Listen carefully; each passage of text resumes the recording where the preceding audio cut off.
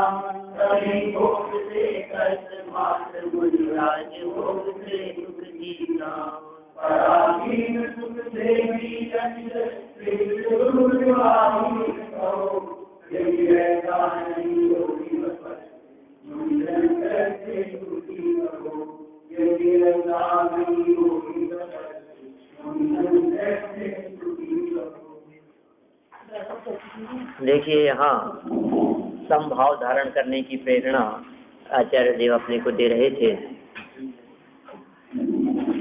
जितना हो सके उतना ऐसा विचार करना चाहिए कि ईंधन का कार्य करने के समान ही है, लक्ष्मी है। अग्नि बुझाने के लिए जिस तरह ईंधन कार्यकारी नहीं है, या ज्यों ज्यों अग्नि में ईंधन डाला जाता है त्यों तो वो अग्नि और अधिक बढ़ती ही है, ठीक उसी प्रकार यह धन भी उस आशा और इच्छा रूपी अग्नि में ईंधन का कार्य करता है। तो ऐसे धन से क्या प्रयोजन, क्या लाभ? और सारे पाप का मूल ऐसे जो हमारे संबंधी बंधु वर्ग दिखाई देते हैं, उनसे भी क्या प्रयोजन है? यह शरीर और महल मकान आदि ये सभी महामोह रूपी सर्प के बिल जानना चाहिए। इसलिए हे भव्य प्राणियों, सुख की प्राप्ति की भावना यदि रखते हो तो समभाव को धारण करो और प्रमाद मत करो। समभाव क्या चीज है और प्रमाद किसका नाम है, इसका बहुत ही सुंदर स्पष्टीकरण यहाँ इन्होंने इस 61 नंबर के श्लोक में किया था। अपन ने मूल श्लोक भी पढ़ा और उसका अर्थ भी पढ़ा, और इसके अर्थ की अंतिम लाइन बहुत मार्मिक थी कि प्रमादी होकर व्यर्थ ही रागादि भाव रूप परिणमन मत कर। क्या प्रमादी होकर के, मैंने प्रमादी होकर के रागादि रूप परिणमन मत कर, मैंने रागादि रूप परिणमन करना प्रमादी होने का सूचक है। कोई व्यक्ति यदि रागादि भाव रूप परिणमन करे, विकार भाव रूप परिणमन करे, तो कहते हैं वे प्रमादी है। इसलिए देखिए आप, ये प्रमादी संज्ञा 6वें गुणस्थान तक मिलती है, क्योंकि बुद्धिपूर्वक रागादि 6ठे गुणस्थान तक देखे जाते हैं। रागादिक का सद्भाव आगे भी है, ऊपर तक भी है, लेकिन अबुद्धिपूर्वक है, इसलिए उनको प्रमादी नहीं कहते। ऐसा कह सकते हैं 6ठे 7वें गुणस्थान की जो नाम दिए हैं, प्रमत्त और अप्रमत्त। 6वें गुणस्थान का नाम है प्रमत्त, 7वें गुणस्थान का नाम है अप्रमत्त। प्रमत्त शब्द का अर्थ होता है प्रमादी और अप्रमत्त का अर्थ होता है अप्रमादी। तो 6वें गुणस्थान का नाम दिया प्रमादी और 7वें का दिया अप्रमादी।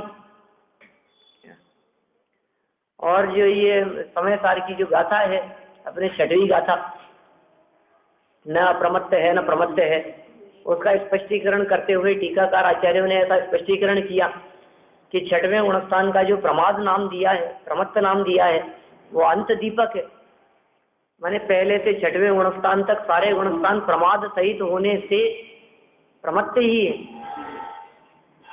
और 7वां गुणस्थान का नाम जो अप्रमाद दिया है, क्या, तो 7वें से 14वें तक सभी अप्रमत्त ही है, अप्रमादी ही है। तो प्रमत्त माने प्रमादी। प्रमाद का सद्भाव कहाँ तक, कि 6वें तक। वैसे तो कर्णानुयोग सूक्ष्म दृष्टि से विवेचन करेगा तो वो 10वें तक बात करेगा, लेकिन अध्यात्म की जो ये बात है गुणस्थानों की अपेक्षा से, तो 6वें गुणस्थान तक। तो ये कह रहे हैं प्रमाद मत करो, मतलब रागादि रूप परिणमन मत करो, तो बुद्धिपूर्वक राग द्वेष मत करो। जितना मोह है, जितना राग है, जितना विकार है, जितनी कषाएं हैं, उतना प्रमादी है। प्रमादी का अर्थ आलसी नहीं। प्रमाद शब्द सुनते ही हमारे को ऐसा लगता है सोता पड़ा रहता होगा, सोते रहते होंगे, इससे काम नहीं हो रहा। एक काम बतला दो तो समझ लो आप, दूसरे लोग 10 काम जितनी देर में करे उतनी देर में एक काम करता है, इतना ढीला है। उसका नाम ऐसा लगता है प्रमादी। यहाँ उस प्रमादी की चर्चा नहीं है। देखिए इसके भावार्थ में क्या बात कहते हैं। प्रमाद नहीं करने की ही प्रेरणा दी है, संभाव धारण करने की ही यहाँ प्रेरणा दी है। पेज नंबर 59 पर, इस जीव को रागादि भाव दुख के कारण है। क्या कहा, दुख के कारण जो है वो रागादि भाव है। सच बात यह है कि जो हमारे को दुख का कारण दिखाई देता है वो दुख का कारण है, माने रागादि ही असली दुख के कारण है। बाकी जगत में जितने भी दुख के कारण दिखाई देते हैं वे सिर्फ हमारा भ्रम है। ये प्रकरण मैंने 1998 में 10-12 दिन चलाया कोडमंगल स्मारक में, 10 लक्षण पर्व के दौरान। सुबह के प्रवचन वहाँ 10 लक्षण पर्व पर होते थे। 10 लक्षण पर्व के अवसर पर प्रकरण था ये, समय सार के आधार से। माने रागादि दुख के कारण है, जयपुर सा उस समय रागादि दुख के कारण है, और अन्य जो कुछ भी दुख का कारण दिखाई देता है वो सिर्फ भ्रम है। असली कारण उसकी गहराई में जाकर के देखेंगे तो हमारे को रागादि ही पकड़ में आएंगे। और दिन चला ये प्रकरण, माने हजारों उदाहरणों से आप इस बात को देख सकते हैं। जो भी आपको दुख का कारण दिखाई देता है, अब आप उनकी तलाश करते रहो। आप एक लिस्ट बनाओ, आपके दुख के क्या क्या कारण है, आपको क्या क्या परेशानियां हैं, और फिर हम ये बतलाएंगे कि इन सब, ये जो आपने लिस्ट बनाई है, 10-20 बातें जो आपने लिखी है, इन सब के मूल में क्या है, तो सब सिद्ध हो जाएगा। आप 50 कारण बतला सकते हैं, हम जानते हैं। आप शारीरिक परेशानी बतला सकते हैं, आप कह सकते हैं बच्चे कहना नहीं मानते, आप कह सकते हैं ये हमारे अनुसार नहीं चलते, आप कह सकते हैं ये हमारे वो सामने जवाब देते हैं, आप कह सकते हो कि साहब नौकर की वजह से बहुत परेशान है, आप कह सकते हो नौकर नहीं नौकरी की वजह से बहुत परेशान है, आप कह सकते हैं बिजनेस से बहुत परेशान है, आप कह सकते हैं परिवार से परेशान है, शत्रुओं से परेशान है, पड़ोसियों से परेशान है, हमारे किराएदारों से परेशान है, मकान मालिक से परेशान है, जिस किसी से भी आपको परेशानी लगती है उन सबको आप लिख लो एक बार। दूध वाला टाइम पर नहीं आता है, दूध वाला टाइम पर नहीं आता है, उससे परेशान है।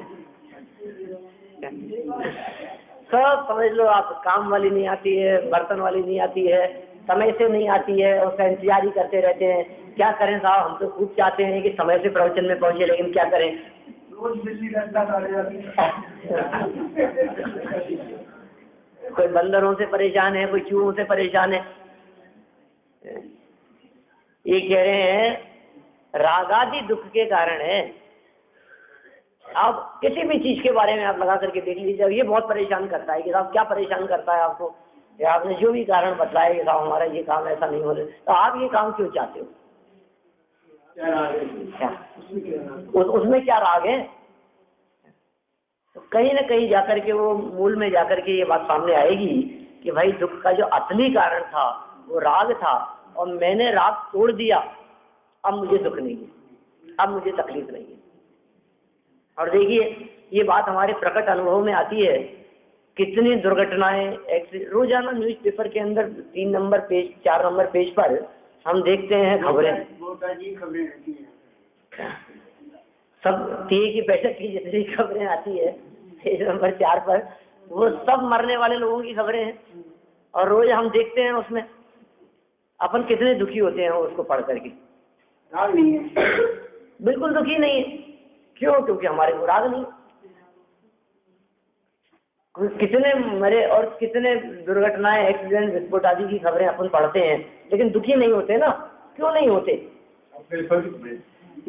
ट्रेन एक्सीडेंट हो गया, हमारे को कोई तकलीफ नहीं है, और मालूम चला कि वो जिस ट्रेन से गया था ना बेटा, वो उसी ट्रेन में था। अब क्या हो गया? हम तो सोच रहे थे कि वो दूसरी ट्रेन से गया है और एक्सीडेंट दूसरी ट्रेन का हुआ है, और बाद में खबर मिली कि उसकी वो ट्रेन छूट गई थी, तो आगे जाके बदलने वाला तो उसी में बैठा था जिसका एक्सीडेंट हुआ है। तो पहले जब खबर मिली थी कौन सी, एक्सीडेंट की, तो हमारे को बिल्कुल तकलीफ नहीं थी, और बाद में जैसे अपना राग उसमें से किसी के साथ में जुड़ गया तो हमारी तकलीफ, हमारी आकुलता है वो सब बढ़ने लग गई। तो दुख का कारण क्या रहा? कारण दुख का असली कारण वो राग है। और देखिए आप जैसे कहते हैं ना, मालूम चला दुकान पर, घर पे गिर गया, बाबू गिर गया घर पर, दौड़ते हुए चले आते हैं सेठ जी सब छोड़ करके। किस लिए दौड़ते हुए चले आए? बेटे से राग था, पोते से राग था, बोलो सब कुछ कौन संभालेगा, क्या होगा? नहीं नहीं, पहले सब छोड़ छाड़ करके, और तो और गल्ला खुला है तो खुला का खुला ही, बोलो। और घर पहुंचने पर मालूम चलता है अपना नहीं था, पड़ोसी का गिरा था। बोलो अब वो जो दुख और आकुलता थी वो कहाँ चलेगी? कदाचित ऐसा भी हो सकता है कोई व्यक्ति इस तरह की बातें भी करते रहते हैं दुनिया में कि हाँ देखो आप जो कह रहे हो ना, कई बार तो ऐसा होता है कि ज्ञान दुख का कारण दिखता है हमारे। जब तक पता नहीं है तब तक सुख से है, और जब पता लगता है तो दुखी हो जाते हैं। हम बाहर रहते हैं और हमारे परिवार वाले दूसरी जगह रहते हैं, और हमारे पास में खबर आई परिवारजनों के संदर्भ में कि वो पिताजी का, दादाजी का, चाचा जी का किसी का स्वर्गवास हो गया। 3 दिन बाद खबर मिली। तो स्वर्गवास तो हो गया था 3 दिन पहले, और 3 दिन से खूब मौज मस्ती से रह रहे थे हम। खबर मिली 3 दिन बाद तो जब खबर मिली, जब पता लगा तो दुखी होते हैं, और जब तक पता नहीं लगा तब तक दुखी नहीं होते। और यदि हमारे को 15 दिन पता नहीं लगे तो 15 दिन और सुख से बीत जाएंगे। तो बोलिए दुख का कारण क्या है? पता लगना है ना, ज्ञान होना है ना दुख का कारण। तो ज्ञान ही मत होने दो। ज्यो ज्यो ज्ञान होगा वैसे वैसे दुखी होंगे, और ज्ञान नहीं होगा दुखी हो जाएगा। लेकिन ऐसा बिल्कुल नहीं है भाई साहब। आप क्या सोचते हैं कि पता लगने के कारण दुखी हुआ है? नहीं नहीं, पता लगने से दुखी नहीं हुआ, अपने मोह और राग से दुखी हुआ है। कदाचित ऐसा भी हो सकता है कि पता लग करके वो सुखी हो जाए, खुश हो जाए। यदि मोह नहीं हो तो अच्छा हुआ, कब से इंतजार चल रहा था उनके पलटने का। बोलो, हो सकता है ना ऐसा? यदि मोह नहीं है, राग नहीं है, तो दुखी करने में वो समर्थ नहीं है घटना और परिस्थिति। यही बात यहाँ कह रहे हैं कि भैया इस जीव के दुख का जो मूल कारण है, इस जीव के दुख का जो असली कारण है, वास्तविक कारण है, वो क्या है? रागादि भाव, वो दुख के कारण है। राग आदि भाव, आदि भावों के अंदर और बहुत सारे भाव आ सकते हैं। राग आदि भावों के अंदर द्वेष भाव भी आ जाएगा, राग आदि भावों के अंदर कषाय भाव भी आ जाएगा, राग आदि भावों के अंदर नाराजगी की, ये सब राग आदि भाव हैं। जो कोई दूसरा व्यक्ति हमारे को कुछ भी कह दे, हमें कोई ऐतराज नहीं होता, लेकिन जिससे जितना राग है उसकी थोड़ी सी कही गई बात भी हमारे को बहुत अधिक कष्ट प्रदान करने वाली होती है। थोड़ी सी बात भी हमारे को करते, इसने ये कह दिया, मेरे को ये उम्मीद नहीं थी। सारी दुनिया कैसा भी कह, लेकिन इन्होंने ऐसा कह दिया, ये तो बस बर्दाश्त के बाहर, ये बर्दाश्त के बाहर है। मैंने राग, जिससे जितना राग है उतना अधिक हम दुखी है। ऐसे समय पर इन्होंने ऐसा जवाब दिया, आपसे ये उम्मीद नहीं थी। कह रहे हैं इस जीव को रागादि भाव माने द्वेष भाव, कषाय भाव, क्रोध भाव, मायाचारी, मान, लोभ, ये सब आदि में शामिल है। राग आदि में देखिए, राग आदि के अंदर राग, द्वेष, मोह, ये तीन शामिल होते हैं राग आदि शब्द में। और राग और द्वेष के अंदर 25 प्रकार की कषाएं शामिल होती है, और मोह में दर्शन मोह शामिल होता है। तो इस तरह से रागादि शब्द में अनंतानुबंधी क्रोधमान माया लोभ, अप्रत्यक्षण क्रोधमान माया लोभ, प्रत्यक्षण क्रोधमान माया लोभ, संजरण क्रोधमान माया लोभ, हास्यादि 9 कषाएं, मिथ्यात्व, सम्यक मिथ्यात्व, ये सब शामिल हो जाते हैं रागादि शब्द में। तो जो कषाएं करके ये अपने को ऐसे लगता है, हमें कोई अच्छा थोड़ी ना लगता है गुस्सा करना, ये राग भाव था, वो रागादि भाव के अंदर शामिल था वो कषाय भाव, क्रोध भाव, जो इसको दुख का कारण महसूस करने में आता है। महसूस होता है हमारे को, हमने गुस्सा किया तो हम परेशान हुए, जिसको आने दो उसको मजा चखाऊंगा, ऐसा डांट लगाऊंगा आज तो, अब फिर डांट लगा करके खुद ही दुखी होता है, खुद ही दुखी होता है ना डांट करके, गुस्सा करके। इसका मतलब वो स्वयं के ही दुख का कारण है कषाय भाव। और देखो आप तो डांट रहे हैं, और आपकी डांट का कदाचित असर न हुए तो और दुखी होता है। आप बच्चे को डांट रहे हैं और वो आपको चिढ़ा रहा है, वो आपकी सुन नहीं रहा है, तो आप और अधिक दुखी होते हैं। तो फिर किस बात से दुखी हैं? बच्चे के हंसने से दुखी हैं? नहीं, अपने कषाय भाव से दुखी हैं। कभी तो बच्चे के रोने से दुखी होता है, और कभी बच्चा हंसता है तब भी दुखी होता है। मैं डांट रहा हूँ और हंस रहा है, नालायक, अवहेलना। तो फिर किससे दुखी हो रहा है बोलो? अब बात बतलाओ, बच्चे के हंसने से दुखी होते हो कि रोने से दुखी होते हो? अरे अपने रागादि भाव और अपनी कषाय भाव से दुखी होते हैं। ये कह रहे हैं और एक संभाव ही दुख का कारण है। अब देखिए, इससे ये और निष्कर्ष निकाला जा सकता है कि रागादि भाव दुख का कारण है और संभाव सुख का कारण है। इसका मतलब है रागादि भाव नहीं होने का नाम ही संभाव है। ये अर्थ निकला ना इसका। रागादि भाव दुख के कारण है और एक संभाव ही सुख का कारण है। इसका मतलब है संभाव किसे कहते हैं? जहां रागादि भाव न होवे उसका नाम संभाव है। वो जो गाथा में जो प्रवचन सार में जो बात कही है, राग द्वेष विहीन निज परिणाम समता भाव है। राग द्वेष से रहित निज आत्मा का जो परिणाम है वो परिणाम ही वास्तव में समता भाव है। देखिए, यही बात दृढ़ करने के लिए श्री गुरु भव्य जीवों को उपदेश देते हैं। क्या उपदेश दिया है श्री गुरु ने? भव्य जीवों को क्या उपदेश दिया है? हे मित्र, तन धन भाई बंधु परिवार और सब संबंधी दुख ही के कारण है, इनमें सुख नहीं है। किस लिए उपदेश दिया है? इस बात को दृढ़ करने के लिए। देखिए, हे मित्र, मित्र तो अपने लिए संबोधन कर रहे हैं आचार्य देव, अपने को कह रहे हैं हे भाई, हे मित्र। तन धन भाई बंधु परिवार और सब संबंधी दुख के ही कारण है। अरे जिया जग धोखे की टाटी, सारा जगत धोखा है और धोखा दिखाई दे रहा है। जो मीठा मीठा बोलते हुए दिखाई दे रहे हैं, इनके मुस्कुराते हुए चेहरे में भी कुछ राज है। और क्या कह रहे हैं? धोखा है इसके पीछे भी। अरे जिया जग धोखे की टाटी, झूठा उद्यम लोग करते हैं जिसमें निष्दिन घाटी, निरंतर घाटा है। ये झूठा उद्यम है, ये झूठा प्रयास है जो भी किया जाता है। तन धन भाई बंधु सब धोखा है, सब विरोधी है, सब शत्रु है। और क्या कहते हैं? ठगों की टोली है।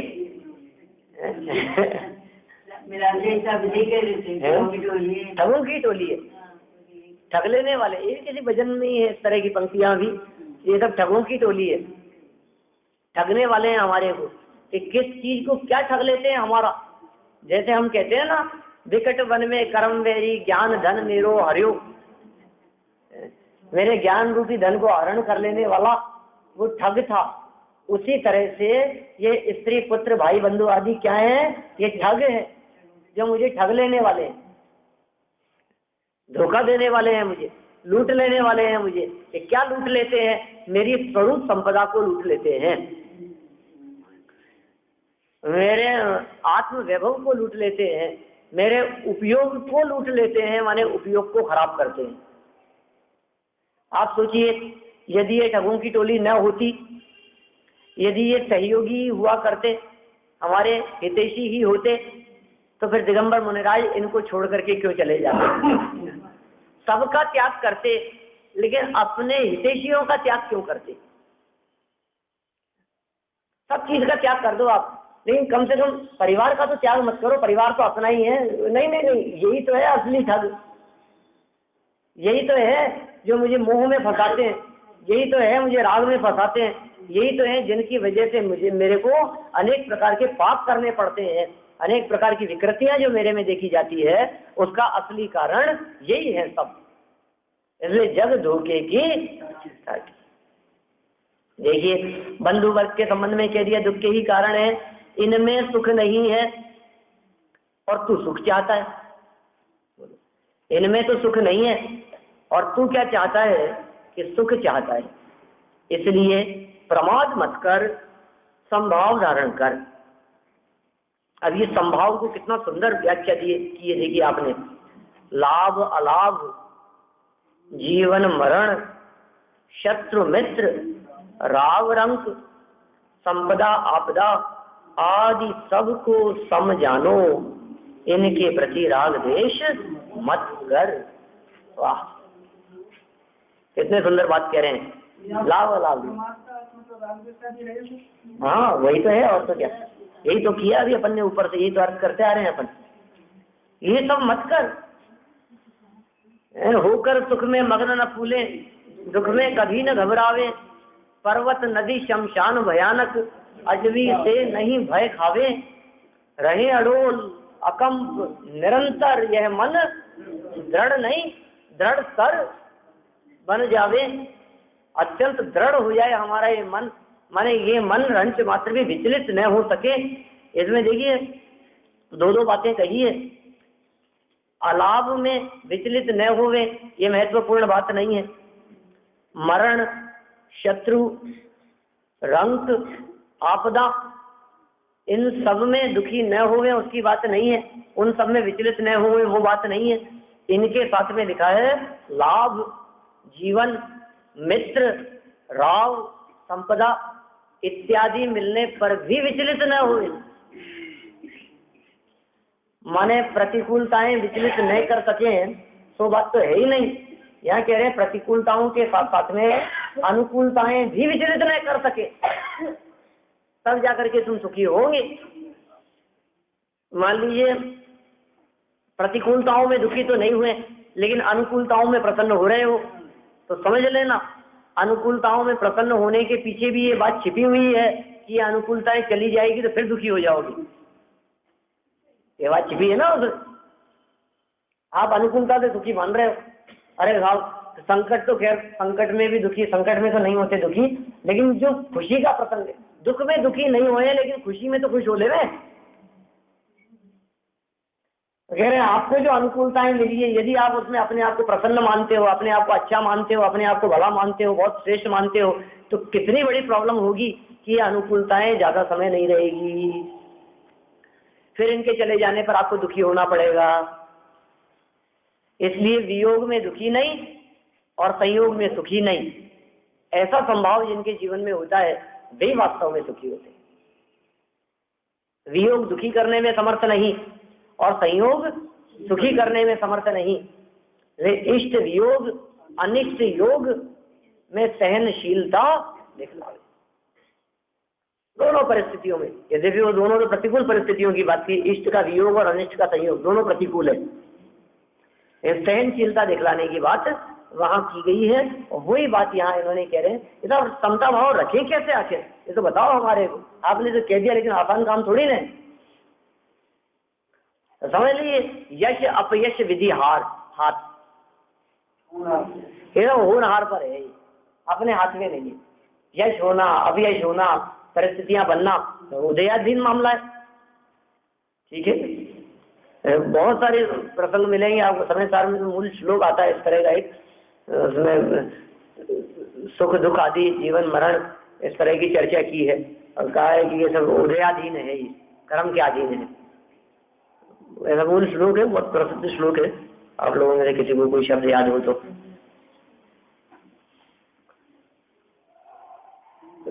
सुख दुख जीवन मरण ऐसा ऐसा बहुत सुंदर है, बहुत सुंदर श्लोक है, अच्छी धुन में है, समय सार का कलश है ऐसा।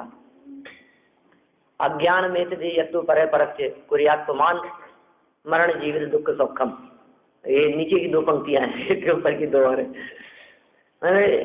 अज्ञान के कारण ही ये जीव ऐसा समझता है कि मैं सुखी और मैं पर का करता हूँ, पर मेरा करता है।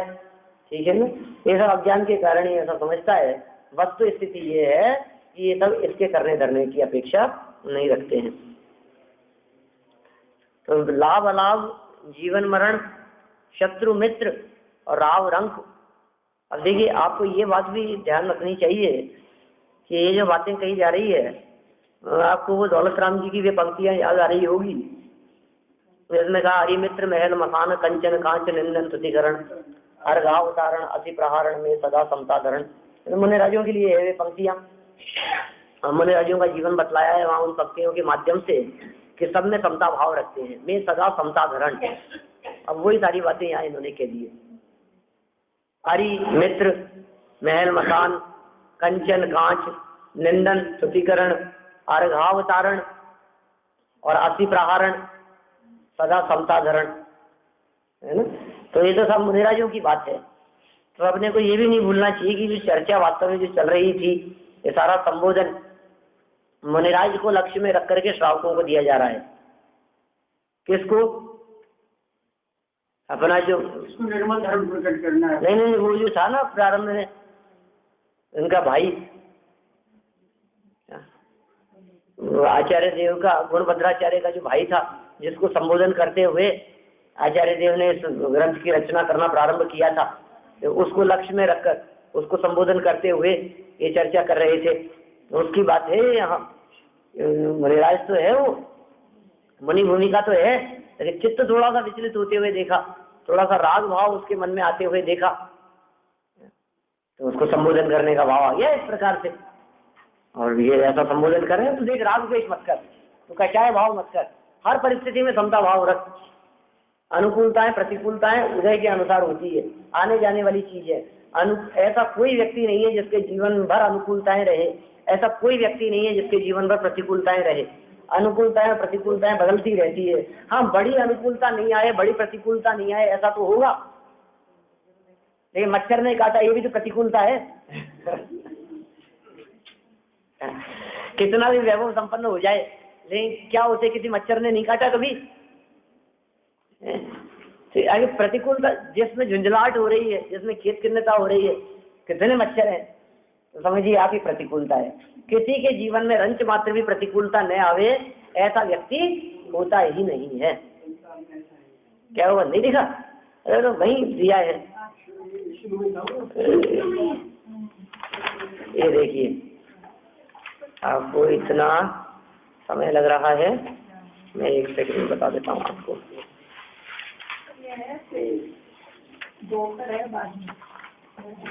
नाम बताइए।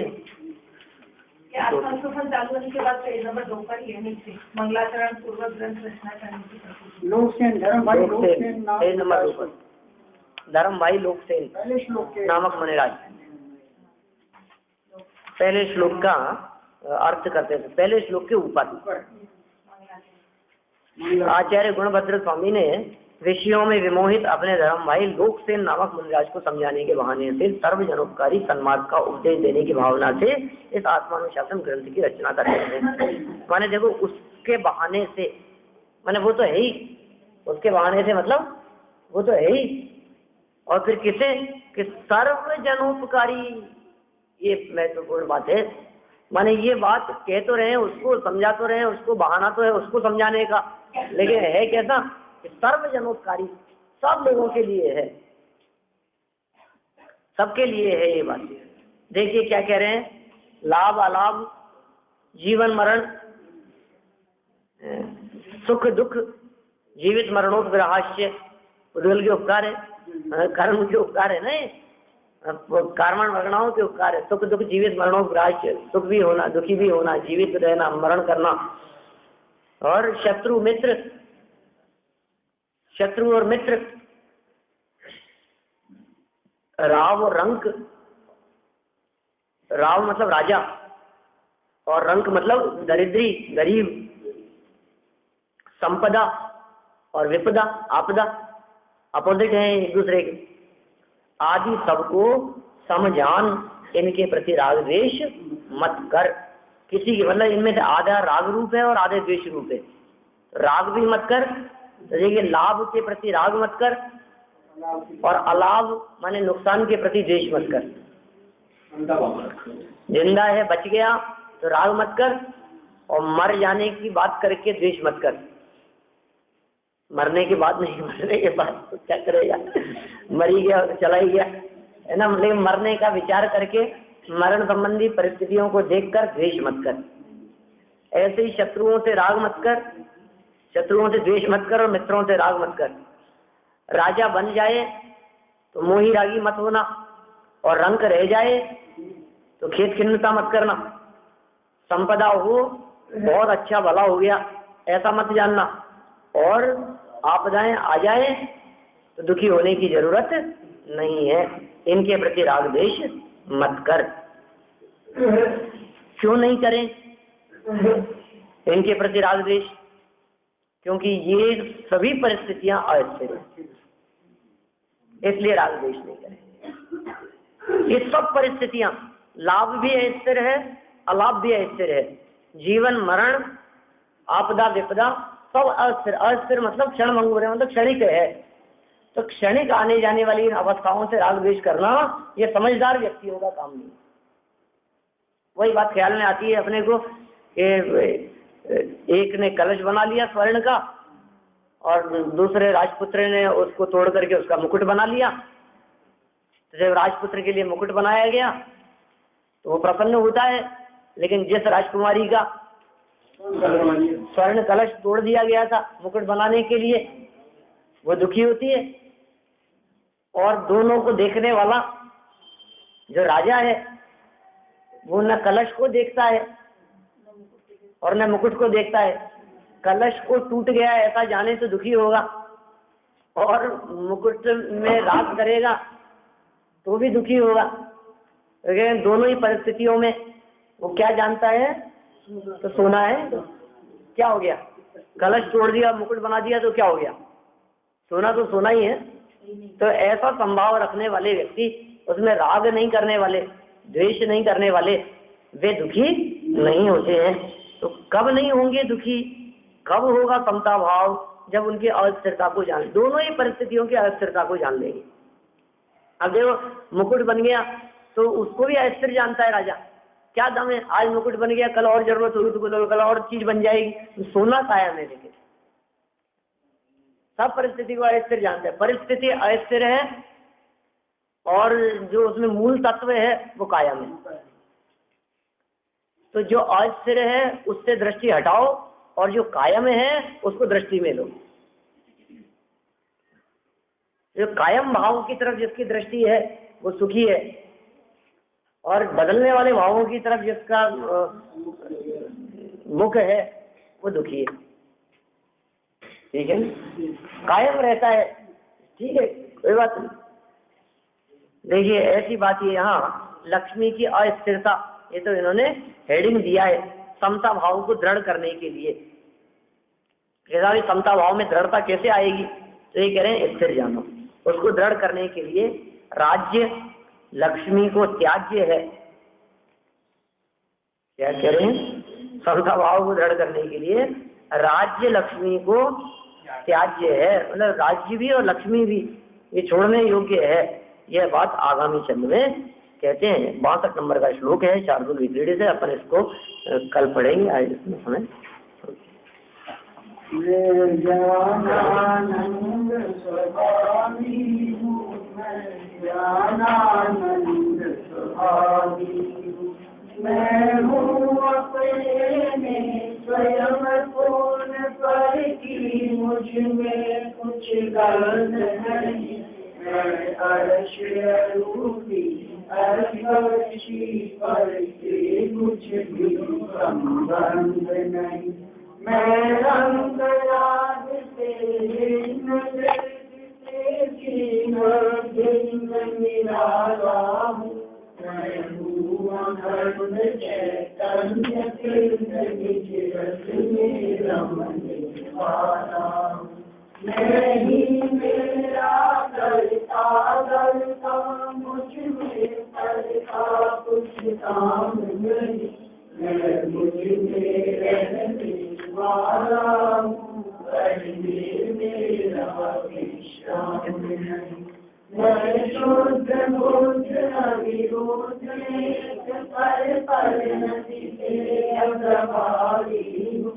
आत्मानुभूति से प्राप्त तत्व में ज्ञानानंद स्वभावी हूँ।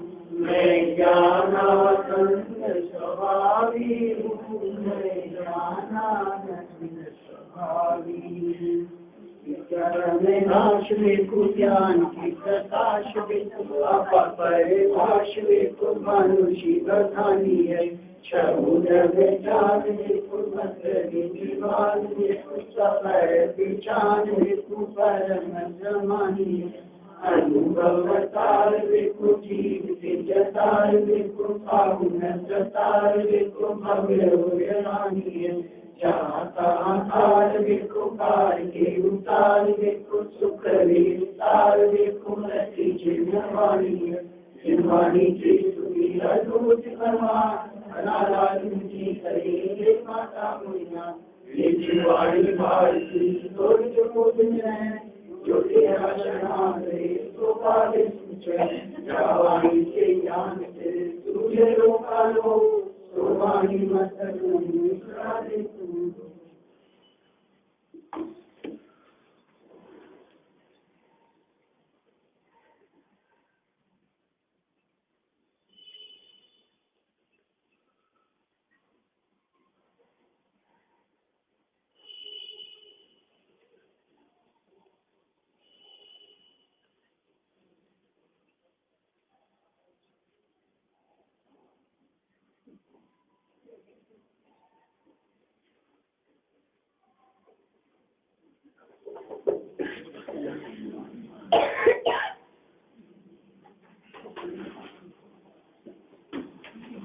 रोज वाली शान जी